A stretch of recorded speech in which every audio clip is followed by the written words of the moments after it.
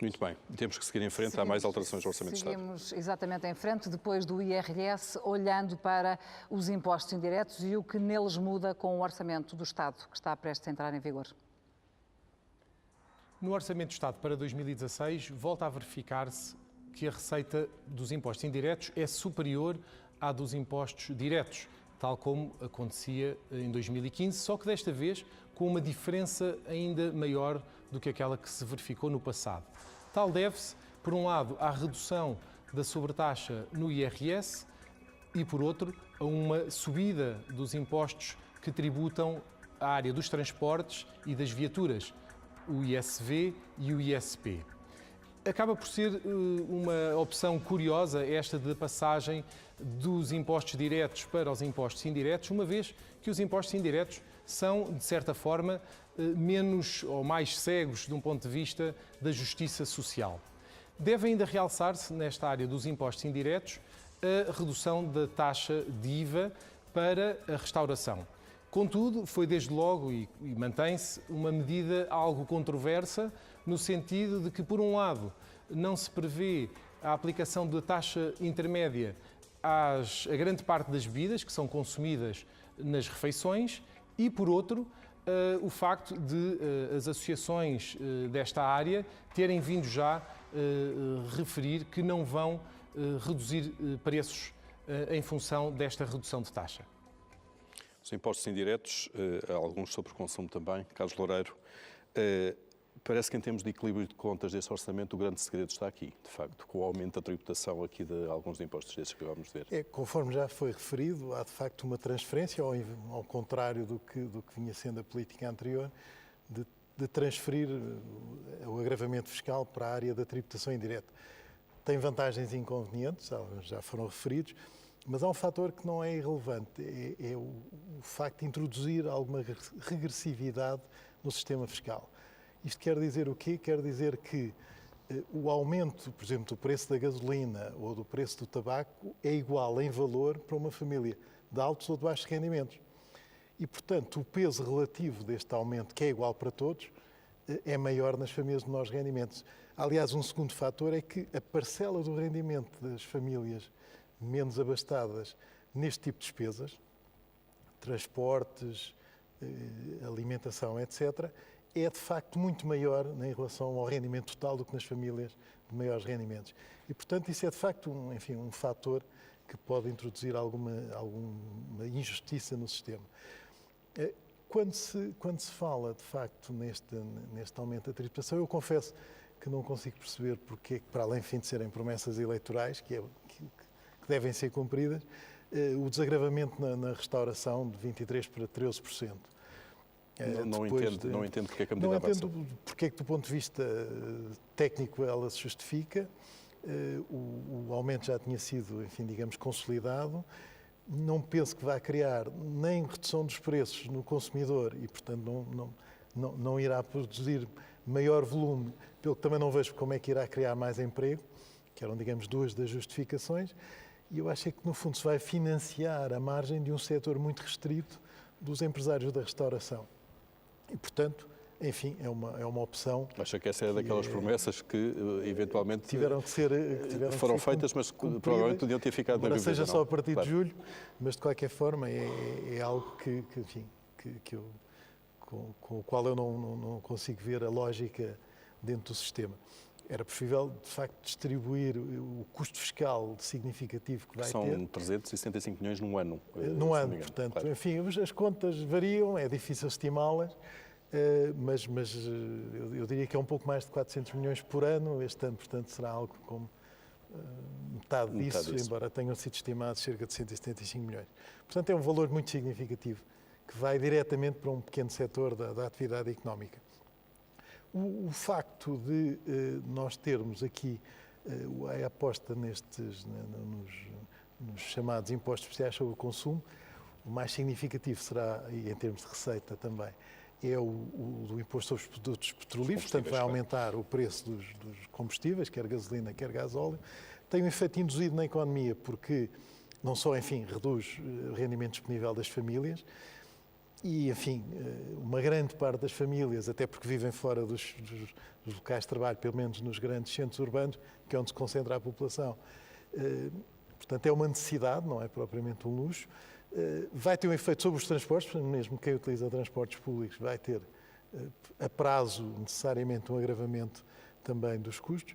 E todo o transporte de mercadorias para as empresas aumenta direta e indiretamente os custos para a economia. Portanto, de facto, já havia um peso muito grande sobre os rendimentos, nomeadamente sobre os rendimentos de trabalho, porque não podemos esquecer que é sobre os rendimentos de trabalho que incide a esmagadora maioria do IRS, mas, de qualquer maneira, este efeito sobre os impostos indiretos não é neutro e vai também induzir outras implicações a estes níveis. Deixe-me perguntar ao Eduardo Paes Ferreira se concorda ou se alinha nos mesmos argumentos de que há uma certa injustiça fiscal quando se alivia de facto a tributação sobre o trabalho, que é progressiva, e se alinha mais em impostos cegos, como são os impostos sobre consumo. Bem, eu acho que há aí duas linhas diferentes. Uma é a questão da restauração e depois a outra é o do aumento. Vamos por partes então?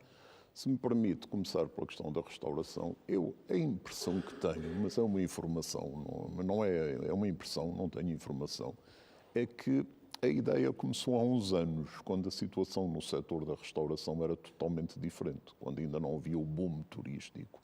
E destinava-se muito a proteger os pequenos negócios, os pequenos cafés. Provavelmente a maioria desses pequenos cafés já foi à falência, com a impiedade do fisco, porque eu queria lembrar ao Sr. Professor Azevedo Pereira que uma das razões por que recolhemos mais impostos é pela total impiedade na cobrança coerciva dos impostos e que muitas empresas em Portugal fecharam por causa dessa incapacidade, que espero venha a ser alterada, de aceitar soluções intermédias. A restauração, obviamente, não é um objetivo muito motivador, a descida da taxa do IVA na restauração. Espanto-me até um pouco ver os partidos mais à esquerda fazerem disso um cavalo de batalha. Mas, como foi aqui dito, era uma promessa eleitoral, assim ficou. Quanto à questão dos aumentos... Promessas eleitorais que ficam na gaveta, estamos nós cheios, não é? No Desculpe, passado, mais recente... Espero que não venhamos a estar no futuro. Quer dizer, só posso julgar pelo passado, claro. Não posso fazer profecias para o futuro. Ou seja, temos que sempre dar o benefício da dúvida e, portanto, para já, não penso que haja razões para pôr isso em dúvida. Depois, no que diz respeito ao acréscimo dos impostos indiretos, é verdade essa ideia que os impostos são cegos, os impostos indiretos. Eu sempre cresci a pensar isso. O guru da fiscalidade, se quisermos, das finanças públicas, Richard Musgrave, dizia que a tributação progressiva é o mínimo de boas maneiras que se pode exigir a uma sociedade. Só que as boas maneiras por cá praticam-se pouco. E como diz um amigo meu e colega, um dos maiores professores de fiscal de Portugal, há uma coisa que eu gostava de dizer, é que eu não sei se um grande empresário, em quem ele estava a pensar, mas não vou agora fazer publicidade, paga IRS. Agora, tenho a certeza que ele paga IVA. E, portanto, de alguma forma, inverteu-se um pouco a ideia que os impostos indiretos fossem tão injustos como isso. Depois, em relação ao petróleo, aos impostos sobre os produtos petrolíferos, é preciso termos presente que houve aqui uma janela de oportunidade criada pela grande baixa do petróleo. Provavelmente teria sido incomportável, se o petróleo ainda estivesse a $100 o barril, fazer este agravamento fiscal. Agravamento fiscal que, peço licença para recordar, foi imposto pela União Europeia. Ou seja, isto não constava do primeiro programa. Mas com aquela geringonça, para usar os termos que agora andam no ar, ou qual é o outro, já não me lembro, agora há dois, pronto. Caranjola. A geringonça e a caranjola, que é o déficit estrutural que serve para tudo e que não tem qualquer rigor técnico, a Comissão Europeia e o Eurogrupo. Aliás, basta recordar aquele dia espantoso em que a União Europeia estava a braços com o problema dos refugiados. Ainda não tinha descoberto o truque da Turquia e o ministro Dijsselbloem, aquilo que estava preocupado era com 150 milhões de euros de Portugal, o que dá bem a dimensão da capacidade de compreender a Europa que estas pessoas têm. E quanto ao imposto sobre o tabaco, eu peço desculpa, nós dizemos muito ironicamente... Esse é pacífico, ninguém contesta o aumento desse, penso eu, Ainda bem, pelas não sou externalidades, sou não é? suspeito, mas Claro, pronto. claro. Esse E é pacífico. repare, nem sequer é a questão do mal que fazem, claro que é, que fazem a si É o próprios. custo que tem para a sociedade, em termos de cuidados de saúde, como é evidente.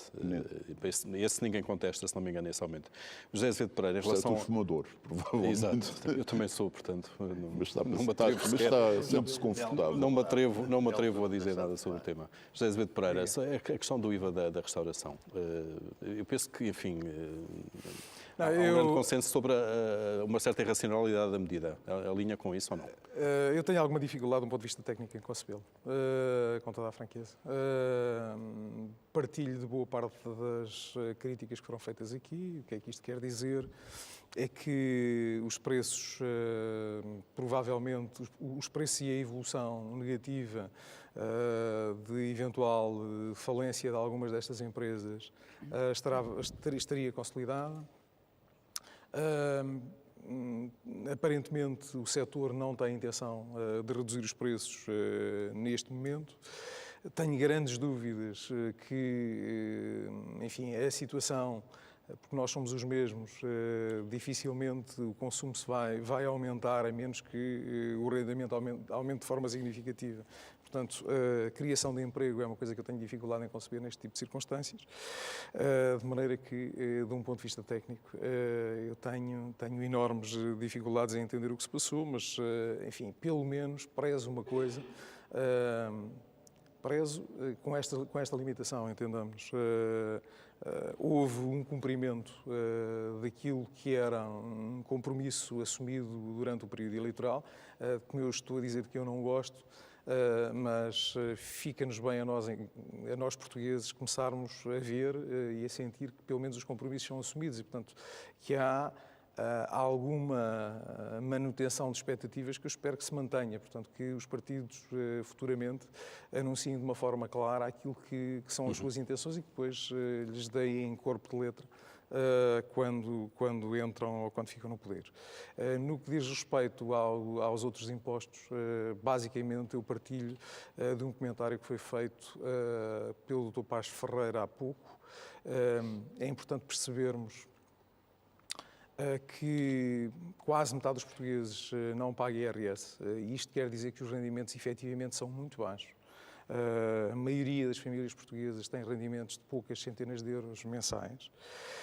E, naturalmente, neste tipo de circunstâncias, as pessoas terão de alguma dificuldade em utilizar viaturas e, consequentemente, em utilizar combustíveis em quantidades que os penalizem excessivamente. Portanto, o efeito a este nível, que aparentemente era aquilo que se pretendia alcançar, será alcançado. Portanto, aquilo que eu estou a dizer é que há um pedaço falámos no IRS e provavelmente aí, sobretudo as famílias que estão nos segmentos seguintes, que pagariam algum imposto, terão alguma coisa a ganhar com estas alterações que foram introduzidas e aqui a este nível provavelmente perderão e ganha-se, enfim, ganha-se, a palavra ganhar aqui é falsa, ou transmite uma ideia falsa, mas o sistema ganha contornos de regressividade ou de regressão que não são desejáveis, mas entendamos que face a um espectro populacional com estas características,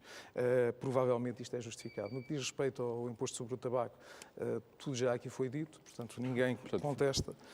Vamos seguir em frente então, porque há outras implicações deste Orçamento de Estado. Nomeadamente na tributação do património, mais uma síntese de mudanças que lhe damos agora a conhecer antes de prosseguir este debate. Relativamente aos impostos sobre o património, este Orçamento de Estado traz um conjunto de alterações que vão no sentido quer do aumento, quer da diminuição. Começando pelo IMI e pelas medidas que desagravam este imposto, há a salientar desde logo a redução da taxa máxima de 0,5% para 0,45%. Em segundo lugar, a introdução de uma nova cláusula de salvaguarda. Em terceiro lugar, a possibilidade de os sujeitos passivos de baixos rendimentos poderem beneficiar da isenção do IMI, mesmo que tenham dívidas fiscais em falta. E, por último, uma alteração técnica ao quadro de redução do IMI relativamente às famílias com dependentes a cargo, que vem favorecer os proprietários de imóveis com menor valor. Relativamente às medidas do IMI que aumentam este imposto, Há de salientar a atualização extraordinária de 2,25% que sofrerão os prédios afetos a uma atividade comercial, industrial ou de serviços, bem como a extinção da possibilidade de os fundos de investimento imobiliário poderem reduzir a metade o IMI a pagar no final do ano. Relativamente ao IMT, as alterações vêm no sentido de um aumento da carga tributária e afetam particularmente os fundos de investimento imobiliário. No que se refere aos fundos fechados de subscrição particular, passa a estar sujeita a IMT a transmissão das correspondentes unidades de participação, sempre que um participante passa a ter 75% ou mais do fundo. Nos casos dos fundos de investimento imobiliário abertos, estes deixam de poder beneficiar da redução a metade da taxa de IMT aplicável aos imóveis por estes adquiridos. Em resumo, as alterações no IMI e no IMT implicam um aumento da tributação sobre as empresas e uma diminuição da tributação sobre as famílias. Impostos sobre o património, algumas alterações também. Domingos Azevedo, estas alterações do IMI e do IMT afetam sobretudo empresas ou veículos coletivos de investimento, nomeadamente fundos de investimento, ou também afetam bastante os particulares? Não, afetam naturalmente fundos de investimento, na medida em que até agora estavam isentos e passam a ficar sujeitos. Aliás, também tem alguma dúvida de justificar essa isenção num período de crise. Noutros períodos poderia talvez justificar-se. Mas eu penso que o IMI traz lá uma pequena alteração que não deve ter passado despercebida, que era uma confusão que os serviços de finanças geravam nos chamados prédios de apoio à atividade agrícola, em que os tratavam na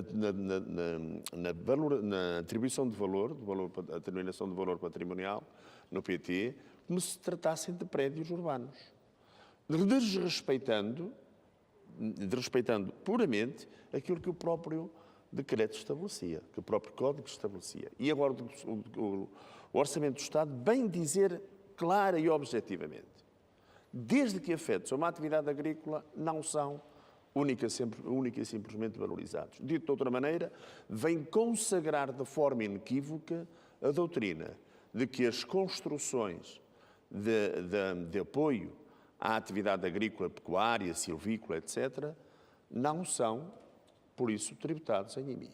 Que era essa a doutrina de fundo que sempre esteve na base disto, mas que os nossos serviços, a maioria dos serviços de finanças, indexava ao valor de rendimento e justificava que eram prédios urbanos porque aleatoriamente dizia que os gastos com a atividade agrícola eram inferiores a 25%, sem que tampouco pedissem um balanço da atividade, uma demonstração de resultados para verificar se assim era ou não.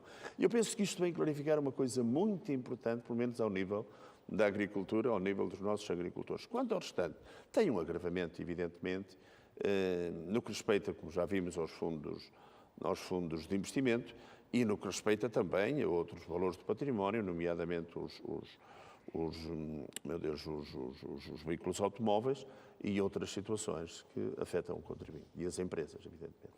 E as empresas, precisamente. Vamos agora falar do IRC. O que muda para as empresas, o que muda no IRC, mais uma síntese de alterações trazidas pelo próximo orçamento. Em termos gerais, o Orçamento de Estado agrava a carga fiscal das empresas, em especial daquelas que se qualificam como grandes empresas. A taxa nominal do IRC permanece nos 21%, sendo afastada a ideia de redução da tributação sobre os lucros. Para 2017, o prazo de reporte dos prejuízos fiscais para as grandes empresas é alterado dos atuais 12 anos para apenas 5. Serão poucas as empresas afetadas por esta redução. No entanto, o IRC arrecadado pelas mesmas é significativo. Em termos das regras que permitem eliminar a dupla tributação sobre os rendimentos com origem noutras empresas, passa a estabelecer-se uma participação mínima de 10% e detida há pelo menos um ano. As mesmas regras passam a aplicar-se para efeitos de isenção de imposto de selo sobre os suprimentos. No setor financeiro, agrava-se a tributação sobre as empresas relativamente à contribuição para o setor bancário e são também eliminadas diversas isenções em sede de imposto de selo. É ainda concedida uma autorização legislativa ao Governo para criar um regime de majoração em 20% dos gastos com a aquisição de combustíveis em Portugal, bem como um regime de reavaliação de ativos cuja tributação é à taxa de 14% a pagar em 3 anos. A mudança da tributação sobre as empresas, Carlos Loureiro, as empresas vão, de uma forma genérica, pagar mais impostos com estas mudanças? Sim, eu acho que há aqui dois fatores. É verdade que, no conjunto, irão ver a sua tributação agravada e sobretudo, há aqui um conjunto de fatores que podem prejudicar a competitividade das empresas e do nosso sistema fiscal. Numa altura em que nós precisamos de atrair investimento, nomeadamente investimento estrangeiro, uma vez que o capital em Portugal escasseia, é importante ter um sistema fiscal, em termos de empresas, que seja competitivo. Nós não podemos esquecer que tivemos uma reforma do IRC muito recente, há 2 anos, portanto os efeitos estão agora, ou estavam agora a começar a fazer foi interrompida, entretanto, não é?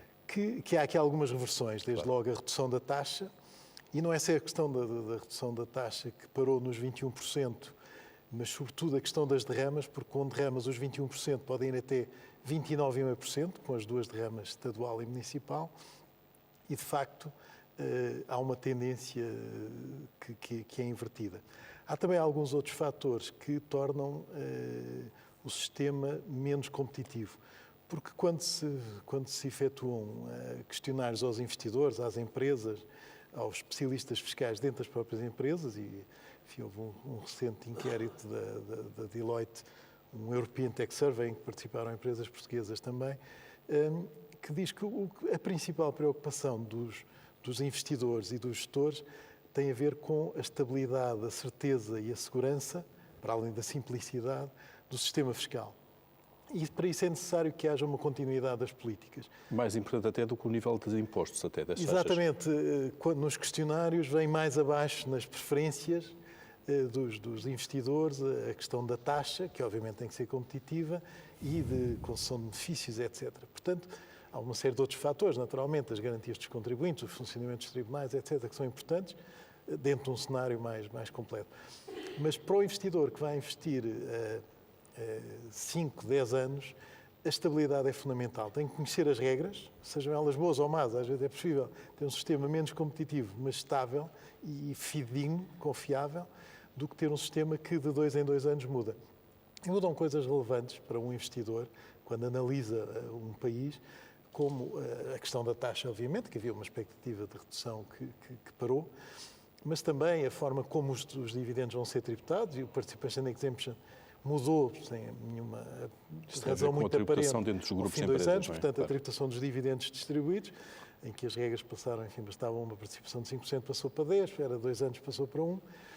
Mas, por exemplo, coisas importantes, como o prazo de reporte de prejuízos fiscais, muito importante em fases de startup de investimentos grandes, que tem mudado frequentemente, passou há 2 anos para 12 anos e agora é reduzido para 5, enfim, que depois passou a ser só para as grandes empresas, o que vai, enfim, complicar um bocadinho, quando há países que têm períodos maiores ou, nomeadamente, ilimitados, e, por exemplo, estamos a falar de países como a Alemanha, a França e a Espanha, que têm um período ilimitado de reporte de prejuízos, com determinadas regras, naturalmente.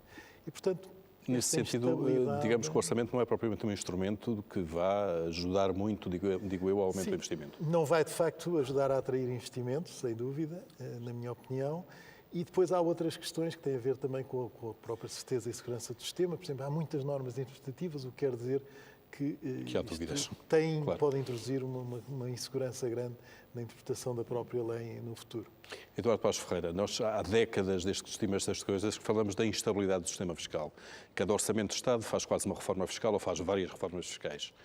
Continuamos nesse Estava justamente a pensar nisto. Como sabem, este sistema que temos ainda é basicamente o que saiu da reforma fiscal de 1988, levada a cabo sobretudo pelo professor Piti Cunha, com quem tive a honra de colaborar, meu querido professor, e ele, numa conferência que fez 5 anos depois da entrada em vigor da reforma fiscal, já contava 750 alterações aos vários códigos envolvidos. Digamos que isso é bom para os consultores fiscais. Uma espécie de uma sina. Pois não serei eu a prejudicar aqui o Carlos Loureiro. Nem para eles, claro. Mas ele põe os interesses dele claramente em segundo lugar face ao dos clientes, e para mim é claro que a estabilidade, a segurança, a previsibilidade são valores para as empresas, como para os particulares também.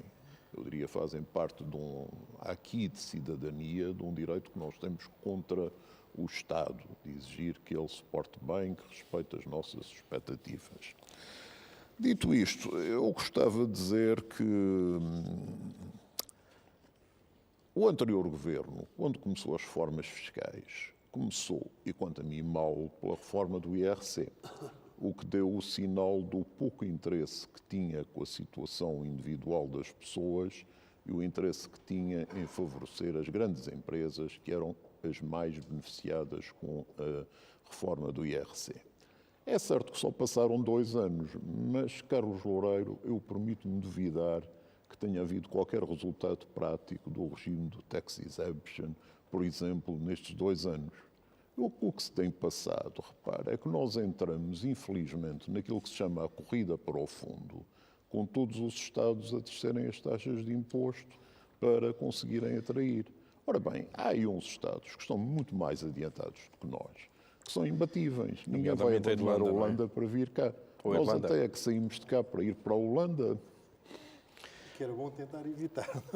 Mas, por visto, não evita, não é? José Azevedo Pereira, fazendo agora também o comentário final, e as alterações dos impostos para as empresas, nomeadamente o IRC, de facto, esta instabilidade, as empresas vão pagar um pouco mais de fatura fiscal também. É indiscutivelmente que a falta de estabilidade é um dos fatores que normalmente é mencionado pelas empresas como fator que dificulta o investimento e a presença das empresas nos diferentes países. Mas é importante também termos a noção de que a instabilidade tem sido uma característica dominante do sistema fiscal português ao longo das últimas décadas. E sejamos honestos, todos que somos, com certeza, este é dos orçamentos onde há mudanças menos drásticas, quer queiramos, quer não. Portanto, é evidente que há uma reversão a este nível de algumas das expectativas que tinham sido criadas e, em alguns dos casos, há mesmo uma reversão das medidas. O Dr. Carlos Loureiro mencionou isso há um pedaço. Mas, em termos globais, a estrutura do sistema mantém-se e o volume, o número de alterações de dimensão significativa não é transcendente. Isso é uma boa notícia. Eu não estou a dizer que é uma boa notícia, não, mas eu estou a dizer que, para todos os efeitos, em termos relativos, há alguma estabilidade. Deixe-me só, já agora, responder ao professor Paz Ferreira. Nós somos portugueses, e temos muito orgulho nisso todos. E eu vivi durante uns tempos fora do país, num país do norte da Europa, e rapidamente, quando cheguei cá, voltei a adaptar-me às características de ser português e à ideia de que existem regras, mas que a primeira coisa que fazemos quando há uma regra e por algum motivo sentimos necessidade de a incumprir, aquilo que dizemos é qual é a exceção que se aplica ao meu caso. Que é uma coisa que não é muito nobre, mas é uma característica. Eu peço de interromper só para dizer que esse é o critério para ser português ou tenho que dizer que não sou português? Eu cumpro as regras, não procuro as exceções. Aquilo que eu estou a dizer é que há um pedaço, foi aqui mencionado, alguma impiedade do fisco. E o fisco não faz regras, o fisco aplica regras. Em alguns casos, as regras provavelmente estão mal concebidas e merecem que eventualmente sejam alvo de alteração. Mas são aplicadas pelo fisco. Por todos os motivos e mais um, não faz sentido que elas sejam aplicadas em função das conveniências ou abrindo exceções. Isto coloca naturalmente os agentes do fisco numa situação que não é agradável, já que eu costumo dizer que ninguém gosta de cobradores de impostos. Das leis. Sim, ninguém gosta, por outros, nem aqui nem no estrangeiro, de cobradores de impostos, mas eles são necessários. Não é? Domingos Azevedo, para fechar este primeiro painel. Eu penso que o problema das nossas empresas nos últimos 4 anos não são taxas, não é muitas das questões que nós aqui pagamos, é uma contradição que temos no IRC, que parece que toda a gente tem vergonha em falar nele, nas nossas empresas, o pagamento das tributações autónomas. Eu penso que o problema das nossas empresas é muito mais evidenciado nestes últimos 4 anos com um aumento exponencial de burocracia junto das empresas, em que as empresas têm que andar a repetir a informação consoante o Departamento Estatal lhe pede essa mesma informação. Isso custa dinheiro às empresas e ninguém pergunta. Então, quer dizer, as empresas estão, em muitas situações, a satisfazer as exigências perdoem-me a expressão, da falta de entendimento de alguns departamentos do Governo. Porque se a informação entra no Governo, porque é que ela não flui entre os diversos departamentos? Por isso, eu penso que falar nas empresas temos que começar a pensar, primeiro, repensar muito seriamente um sistema de simplificação das empresas, como já aconteceu há algum tempo atrás, com verdadeiros resultados positivos. Lembro, nomeadamente, as alterações aos pactos sociais. Temos que pensar em implementar uma base de dados ao nível do Governo que seja aberta e que, desde que respeitado o sigilo mínimo que as questões impõem, que o Governo tenha que, obrigatoriamente, a essa base aberta, ir buscar a informação que já lá está. Não faz sentido nenhum nós andarmos, por exemplo, eu escrevo um funcionário na Segurança Social, depois vou ter que voltar a inscrever este funcionário no Fundo de Garantia de Trabalho. Basicamente, reduzir os procedimentos Exatamente, ou seja, do Estado. criar um conceito de que a informação dentro do Estado Tem que ser seja feito válida e que corretamente, flua para as diversas repartições que dele precisam. E eu penso que quando nós começarmos a conceber as empresas numa justiça que funcione, num sistema fiscal, estou completamente de acordo, mais estável, que permita ter uma ideia de continuidade das situações. Ficamos com essa ideia. Quando pensarmos para nas empresas, rapidamente e para concluir, de que elas não são criadas das apetências ou da incompreensibilidade de alguns governantes. Elas são criadas para gerar riqueza, para gerarem emprego e não para satisfazer alguns egos de alguns governantes. Ficamos com esse apelo. Carla Moita. Muito obrigada pela vossa presença. Está concluído o primeiro painel, a primeira parte deste debate que a TV24 organiza esta noite em parceria com a Deloitte. Daqui a pouco, depois de um curtíssimo intervalo, voltamos para a segunda parte. Há um segundo painel com mais 4 convidados que apreciam o Orçamento do Estado. Até já.